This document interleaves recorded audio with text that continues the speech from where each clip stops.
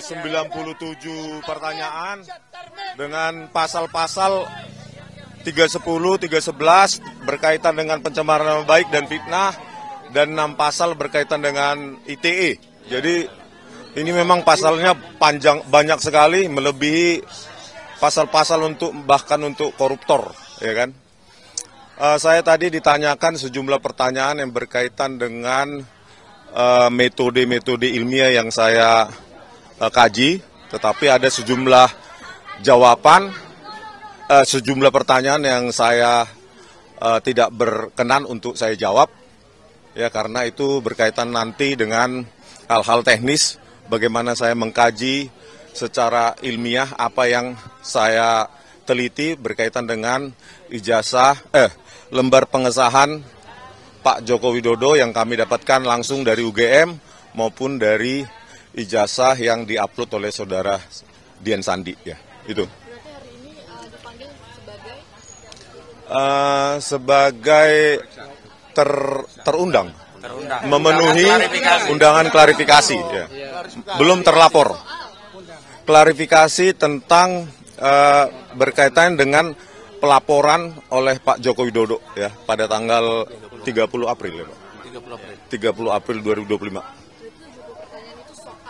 97. Ya, naik ya. Tadinya 70, naik 97. 97 totalnya, ya. Pertanyaan banyak sekali. Iya. Iya.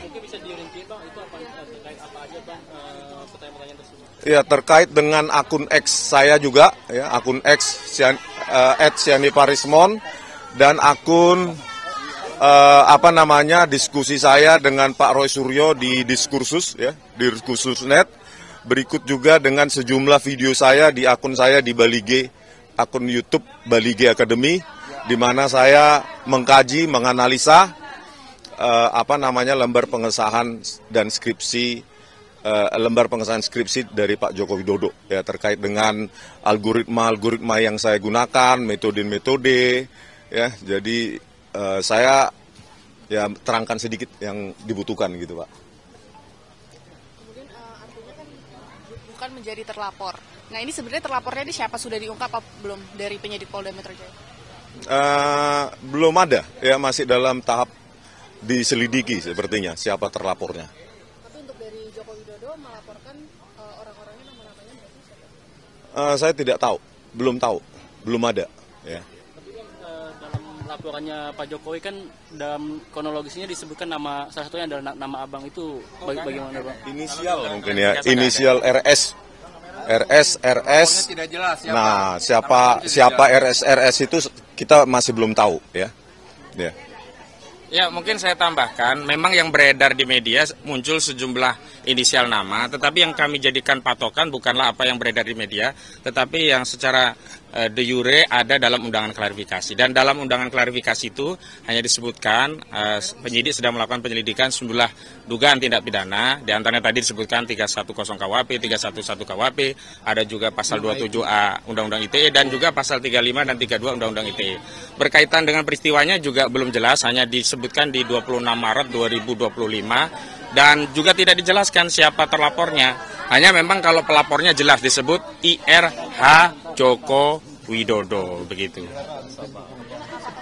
Undangan lainnya setelah ini dari untuk mengklarifikasi dari laporan itu? Oh, kami pikir cukup, ya, karena ini kan sifatnya undangan klarifikasi, bukan panggilan polisi. Sehingga kalau apa yang diminta untuk diklarifikasi sudah dijelaskan dan dalam batasan-batasan yang kami anggap cukup untuk memberikan klarifikasi, ya sudah. Karena kami menilai memang tidak ada perkara pidana di sini. Ini adalah perkara di mana klien kami seorang ilmuwan menggunakan metode ilmu yang dikuasai, Pak Rismon dalam hal ini, memberikan pandangan-pandangan yang sifatnya saintifik. Dan itu juga yang dilakukan oleh Pak Roy, juga Dr. Tifa, sehingga saya kira sekali klien kami diklarifikasi ya cukup sudah, nggak ada lagi yang perlu diklarifikasi. Mau apa lagi begitu loh. Ya, dan kami memang tidak menerima undangan-undangan lagi setelah ini, ya, belum ada. Dan kami harapkan penyidik juga menghentikan persoalan yang berkaitan dengan apa yang hari ini dituduhkan pada klien kami. Saya kutip saja, ya, pendapat Pak Jimli Asidiki, kalau soalnya itu adalah soal ijazah, ya diselesaikan ke PT UN. Tapi karena ini lebih dari 90 hari, ya diselesaikan di peradilan negeri. Dan hari ini di pengadilan negeri sudah bergulir dua perkara sekaligus. Yang pertama di Pengadilan Negeri Surakarta yang digugat oleh Pak Dr. Muhammad Taufik. Yang kedua ada di Pengadilan Negeri Sleman. Artinya semestinya kalau kita mau ya fokus kepada penegakan hukum dan menghormati kaidah hukum, penyidik ya harus menghormati Perma nomor 1 tahun 1956, di mana jika ada perkara berdata beririsan dengan apa yang mereka anggap ada perkara pidana, ya di hold dulu, ya dihentikan dulu perkara penyelidikannya dan fokus menunggu putusan pengadilan perdata hingga memiliki kekuatan hukum yang tetap begitu. Jadi kami pikir klarifikasi yang kami berikan sebagai bagian dari warga negara yang kooperatif memenuhi undangan dari penyidik sudah cukup begitu. Kalau Bang Rismond sendiri nanti kalau misal diundang sebagai terlapor, apakah akan memenuhi panggilan untuk melakukan pemeriksaan? Ya pasti ya, kita harus menghargai ya proses hukum. Dan ada tadi pertanyaannya salah satu ya, atas otoritas apa gitu ya. Atas otoritas apa Anda meneliti skripsi dan ijazah Pak Jokowi ya, sebagai seorang peneliti ya, penulis buku ya, maka karena ini berkaitan dengan bidang keilmuan saya sebagai peneliti bebas ya, independen ya, tidak subjektif, tanpa harus memiliki otoritas apapun. Seorang pengkaji atau peneliti itu harus bisa menjawab permasalahan-permasalahan yang ada di tengah-tengah masyarakat kita gitu. Bismillahirrahmanirrahim. Ya, jadi Assalamualaikum warahmatullahi wabarakatuh. Waalaikumsalam. Salam sejahtera untuk kita semuanya. Di kesempatan sore hari ini, ya sore ini jam berapa? Jam 3, ya. Saya secara pribadi dan kami secara keseluruhan itu mengaturkan terima kasih yang sebesar-besarnya, khususnya kepada Bapak Kapolri, ya, Pak Sigit, ya, Kapolda Metro Jaya, Pak Karyoto, dan semua penyidiknya yang telah menjalankan tugas secara sangat profesional. Kenapa sangat profesional?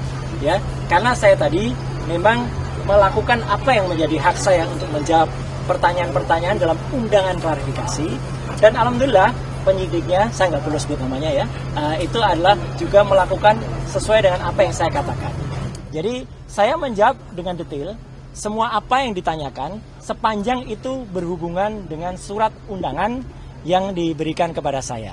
Ya, jadi artinya itulah makanya saya juga berharap ya agar polisi itu bisa presisi ya, jadi bisa profesional untuk melakukan tugas seperti ini.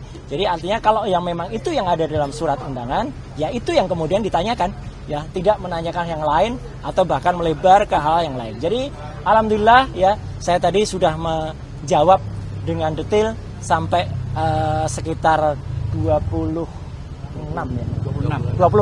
pertanyaan ya, dengan jumlah halaman sekitar 22 lebih ya. Dan saya juga menyampaikan jawaban saya atas pertanyaan-pertanyaan pada laporan. Dan saya juga saya tadi juga sampaikan dalam jawaban ya, saya harap tugas profesional polisi itu persis sama yang dilakukan terhadap saudara pelapor ya. Pelapor itu melaporkan belum ada yang terlapor gitu. Jadi melaporkan atau membuat laporan ini pada tanggal 30 April 2025 dan langsung terbit hari itu juga ya surat perintah penyelidikan pada tanggal yang sama. Ini luar biasa.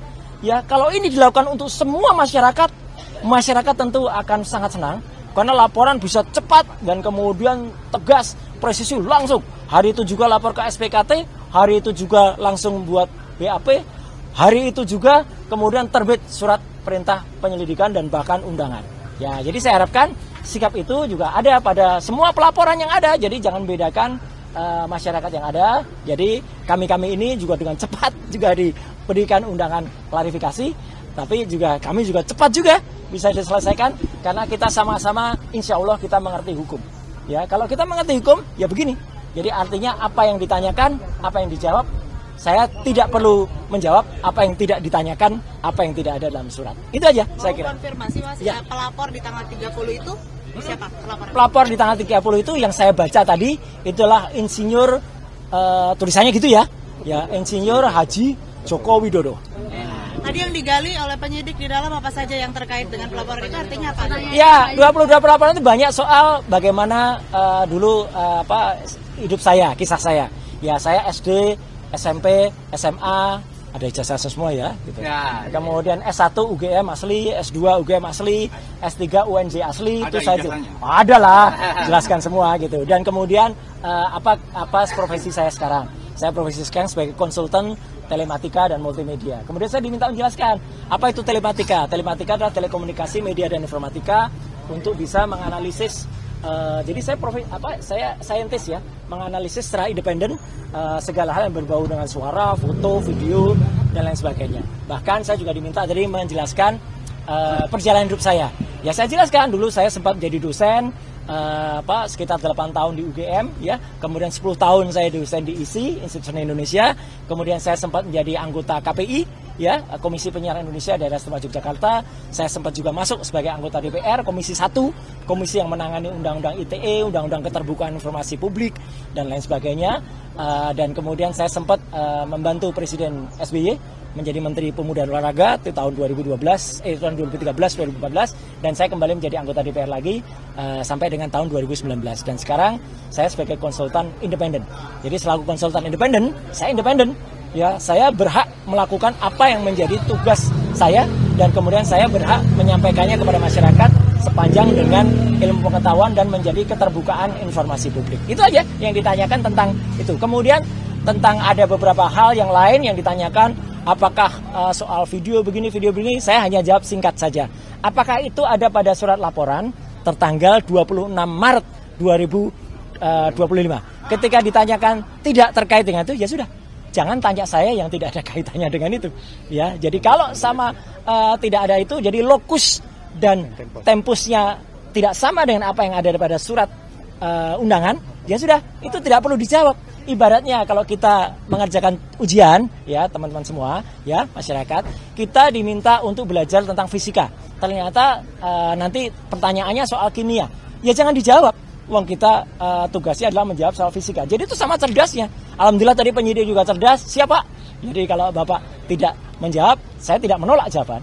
Tapi saya keberatan dijawab, ya sudah. Artinya clear semuanya. Kemudian itu ada poin-poin sehingga saya juga tidak menyiksa teman-teman untuk harus menunggu sampai tengah malam. Ya, saya juga tidak menyiksa penyidik dan pembuat laporan. Saya harapkan juga tidak menyiksa masyarakat. Ya gitu. Dengan membuat laporan-laporan yang tidak ada gunanya atau tidak ada manfaatnya ya bagi seluruh masyarakat. Saya kira itu. Video yang tadi dipertanyakan video apa sih? Video yang tadi dipertanyakan ya karena saya nggak lihat lagi karena saya dipertanyakan nggak ada hubungannya dengan itu ya nggak perlu saya jawabkan. Okay. Itu. Ada pertanyaan lain mungkin yang substansi yang terkait nggak dengan ada, materi? Nggak ada karena video itu. Karena yang terkait dengan surat laporan itu ini harus jelas ya teman-teman. Jadi ini clear banget ya. Ini clear banget. Jadi LP itu ada pelapornya, tapi lucunya nggak ada terlapor. Sekali lagi ya. Tidak ada nama terlapor. Jadi untuk para kuasa hukum yang kemarin sudah nyebut-nyebut nama, inisial dan sebagainya, hentikan tindakan-tindakan seperti itu. Itu tidak bagus ya untuk masyarakat. Karena ternyata tidak ada terlapornya. Jadi kalau tidak ada terlapornya, saya nggak perlu jawab. Karena kalau saya menjawab, jangan-jangan saya nanti jadi saksi. Kalau jadi saksi dan saudara yang terlapor itu adalah saksi saudara saya, ya saya nggak boleh jadi saksi. Atau misalnya yang terlapor itu adalah untuk pribadi. Loh, saya malah nggak boleh lagi itu untuk menjawab seperti itu. Daripada itu mubazir, ya lebih baik dari awal saya tanyakan terlapornya mana. Ya, ketika tidak ada terlapornya, ya sudah, saya senyum saja. Penyidik juga ngerti. Ya Pak, nggak ada terlapornya, kita maksudnya. Nah, yang kedua adalah lokus dan tempusnya sudah jelas banget. Ya, terjadi di Jakarta Selatan hari nggak ada Rabunya, tapi tanggal 26 Maret 2025. Udah. Sepanjang tidak ada pertanyaan soal itu, ya nggak perlu kita jawab, ya, karena itu pertanyaannya menyangkut soal itu. Kemudian yang paling penting lagi, saya juga mempertanyakan, ini kan ada pasal, ya, di samping pasal 311, 310, 27 ayat A, ada juga pasal yang mau dimasukkan ke dalamnya, ya, pasal yang diselundupkan, saya nggak tahu menyelundupkan siapa, ya gitu. Itu pasal 32 dan 35 Undang-Undang ITE. Kebetulan dulu saya ikut merancang Undang-Undang ITE bersama teman-teman yang lain. Pasal itu tujuannya, sekali lagi saya ulangi, adalah untuk transaksi elektronik. Supaya Indonesia itu diselamatkan dari perdagangan internasional dan kita bisa ikut. Bukan pasal untuk mempidanakan orang. Jahat sekali kalau ada orang menggunakan pasal itu untuk mempidanakan seseorang. Kayak dulu kasus Mbak Prita Mulyansari. Jahat sekali. Ya, Omni Batavia waktu itu mempidanakan Mbak Prita gitu loh. Sama dengan ini. Karena pasal itu ancamannya sangat tinggi. Dan pasal itu misalnya, saya kasih contoh. ada orang ya mentransfer 1 juta. Kemudian dalam bukti transfernya saya ubah jadi 10 juta. Itu saya bisa kena pasal itu di pasal 32. Ada orang memposting sebuah dokumen elektronik namanya ijazah misalnya. Dia katakan itu asli gitu. Padahal ternyata orang yang punya ijazah mengatakan saya nggak pernah mengeluarkan ijazah itu loh. Lah berarti yang memposting ijazah itu salah seorang kader dari partai itu. Kena pasal itu harusnya. Justru itu ya kalau yang smart begitu. Jadi saya tadi tanya, dokumen elektroniknya mana? Belum ada Pak dokumen elektroniknya. Ya sudah. Kalau belum ada dokumen elektroniknya ya nggak usah diterima. Jadi saya tadi tidak minta berhenti. Tapi memang selesai pemeriksaannya. Selesai karena nggak ada lagi yang bisa ditanyakan. Ya, karena jawaban saya smart, sharp pada pertanyaan-pertanyaan yang harusnya ditanyakan. Dan penyidik sekali lagi anak buah Pak Kapolda dan juga anak buahnya Pak Kapolri menjalani tugas dengan baik. Dia juga nggak ngeyel, ya dia katakan, oh iya Pak, baik Pak. Kalau profesional dan malah kita kasih kuliah tadi panjang, ngobrol di dalam bagus sekali dan juga bagus. Jam 12 tadi saya diberi waktu untuk sholat zuhur, makan, sholat, kemudian juga hari ini begitu sudah selesai, ya selesai udah di print clear, semua sudah saya teken, tanda tangan, ya. Dan saya berharap hal yang sama terjadi pada teman-teman yang mungkin ikut diundang, ya. Saya harapkan mereka menjawab dengan sharp and clear and clean dan smart, gitu. Tadi next agenda kira-kira ada di belum ada. Karena selesai. Karena pemeriksaan saya selesai. Saya tidak minta berhenti atau dihentikan, tidak. Ya, Anda tahu teman-teman, saya alhamdulillah sehat walafiat, ya gitu jasmani. Meskipun rohani saya tadi juga bilang di dalam. Saya rohani agak lihat ini apa ini pasal kok banyak sekali kayak gini.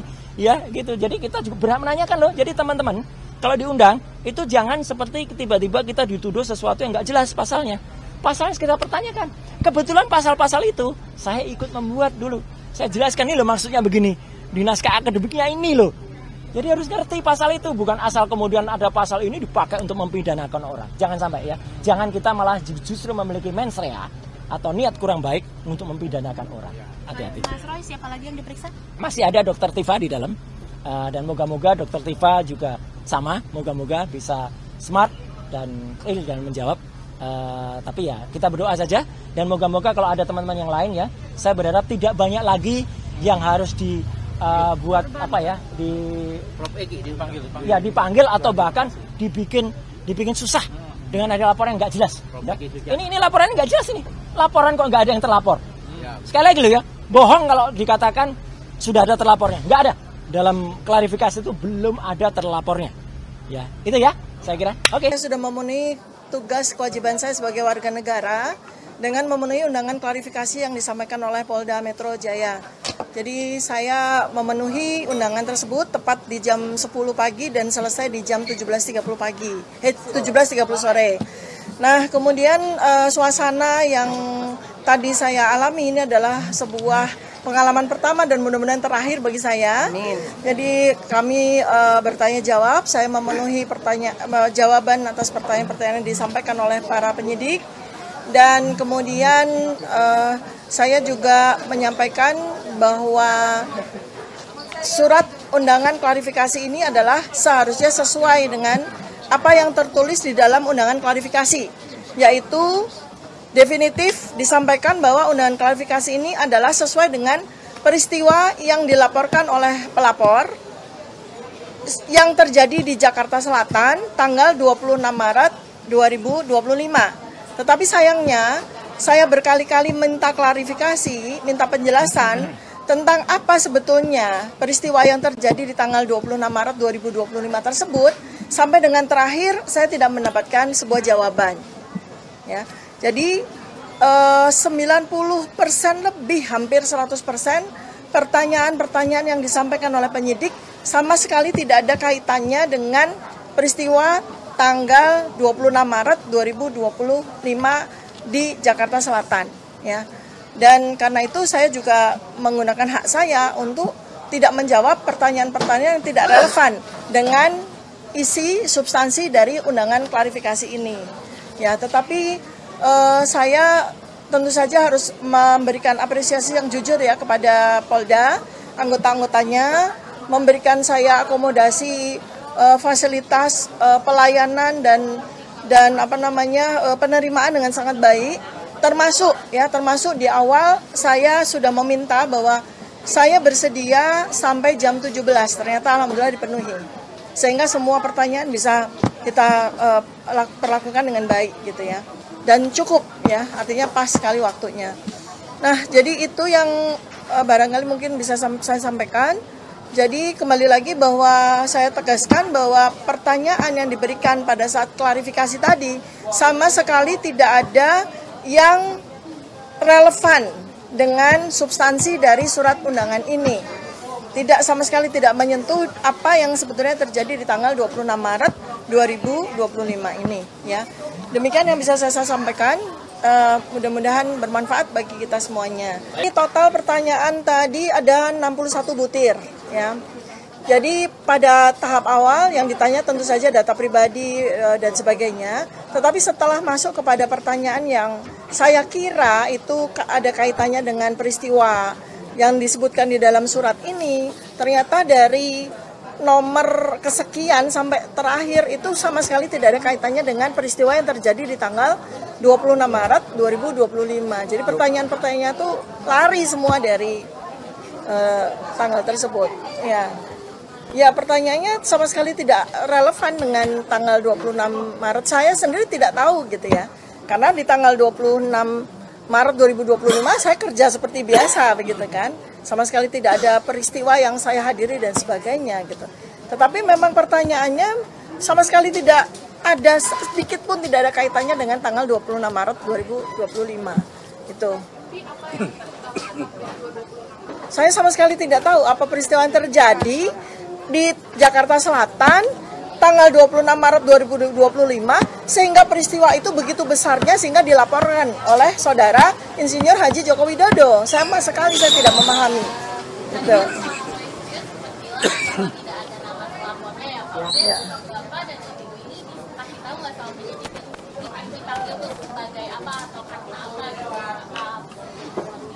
Oh ya. Baik, ya saya bertanya tentu saja ya atas 3 pertanyaan penting karena itu 3 pertanyaan itu ada di surat undangan ini ya. Satu tentang saya sebagai apa gitu ya. Karena di sini kan sudah ada jelas penyidik adalah Polda Metro Jaya. Kemudian pelapor adalah Insinyur Haji Joko Widodo. Tentu saja mestinya di surat ini juga tertulis terlapor.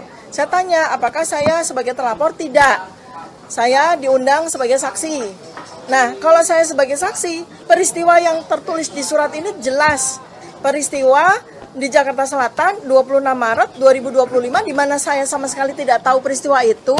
Saya tidak hadir pada peristiwa apapun itu. Sehingga semestinya saya tidak layak menjadi saksi kan? Seperti itu ya. Tetapi ya saya tetap melayani dengan baik ya semua pertanyaan-pertanyaan tersebut. Ya. Saya sudah berkali-kali dalam 7,5 jam itu bertanya, ya peristiwa apa yang terjadi di Jakarta Selatan 26 Maret 2025 tidak dijawab juga, sama sekali tidak dijawab. Kemudian saya juga bertanya berkali-kali siapa terlapor, juga tidak dijawab. Ya, semacam itulah ya gitu.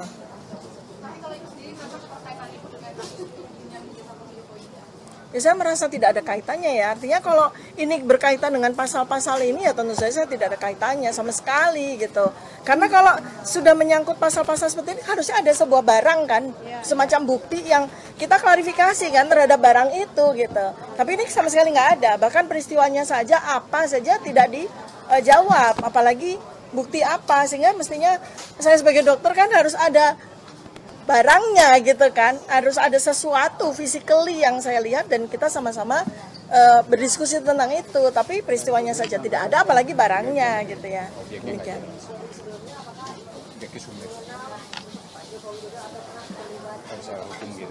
Ya kita semua tahu ya, Insinyur Haji Jokowi kita semua tahu.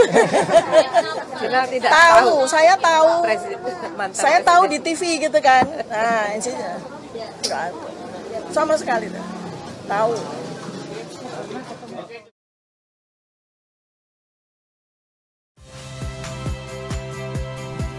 Saya Yasir Neneama. Saksikan program-program Kompas TV melalui siaran digital, pay TV dan media streaming lainnya. Kompas TV, independen, terpercaya.